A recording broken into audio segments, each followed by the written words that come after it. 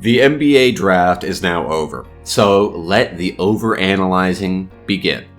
With this draft not being labeled as having a complete player, this was the draft to try and get value, especially outside the top 10. We all knew who the top 3 picks would be, but who were the real steals in this year's rookie crop? Today, I'm giving you my top 4 NBA draft steals. Number 1, the New York Knicks selecting Obi Toppin with the 8th overall pick. Coming into last night, Obi Toppin was actually my favorite player in this draft. The main concerns I heard throughout his selection were his lateral quickness being a detriment to guard, but besides that, his game really has no holes. Topham was the best player in college basketball for a reason. He's a player that can do it all. He shot over 60% from 2, over 40% from 3 on limited attempts, and demonstrated he's one of the best pick and roll options in the country. His athleticism and strength alone make him a quality small ball big in the NBA. Topham played in a system which really emphasized the NBA pick and roll as a staple at Dayton, so the Knicks could honestly play Toppin at the 4 alongside Mitchell Robinson and have one of the best athletic front courts in the entire league.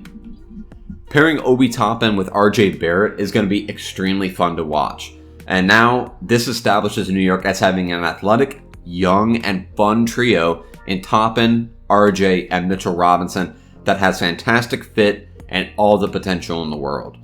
There was zero chance in my mind at the start of the night that Topham would be past the 6th pick in this year's draft, so for the Knicks at the 8th pick, this was an absolute no-brainer. Number 2, Tyrese Halliburton going to the Kings with the 12th pick. Halliburton was my ideal guard to go to the Knicks at number 8, but with Obi Toppin being selected and the Pistons going with Killian Hayes, I only assumed that Halliburton would be still picked at maybe even pick 11. Halliburton is an extremely well-rounded player with a fantastic basketball IQ. He was a defensive stopper on the perimeter, shot the ball incredibly well even while having a rather strange release, and was one of the best playmakers in the NCAA. I think this was a talent-oriented pick for Sacramento at 12. They most likely didn't expect Halliburton to still be around, so they had to take the talent available. I still think the Knicks could have used Halliburton pretty well, but I understand the conflict of having RJ Barrett and Halliburton both needing to have the ball in their hands. Either way though, Halliburton was too good a player to slide all the way down. My number 3 steal in the draft, the Memphis Grizzlies trading for and then drafting Desmond Bane, a guard at TCU. Desmond Bane is what I would consider an instant rotation sort of pick. He's one of the best 3-point shooters in the draft, and playing all 4 years at TCU, never shot below 38% from 3, ending up at over 43% over his career. Bane's combination of size, athleticism, and shooting was a great value pick for Memphis at the end of the first round.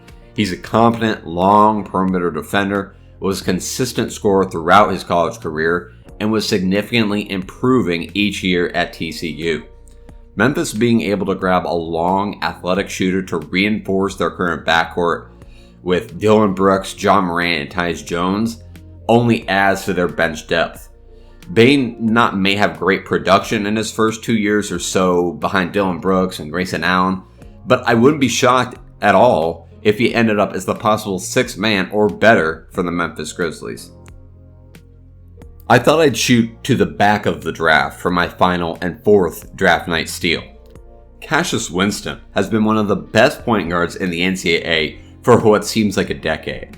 Winston's physicals are not what he got drafted for, obviously. What he did get drafted for was his basketball IQ and complete offensive game. Winston was one of the most mature guards in the entire draft.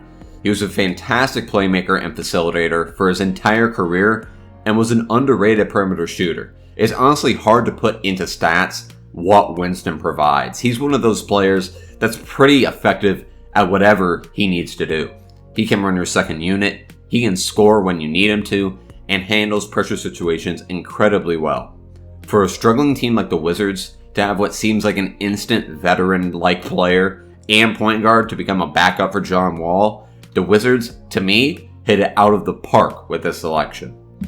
To provide some extra context and also not to get flamed by you guys, I also did consider Jordan Nwora, Sadiq Bey, and Danny Avdia, as well as a couple others for this list, but the 4 I chose were really 4 players that I think provided value ahead of where they were drafted.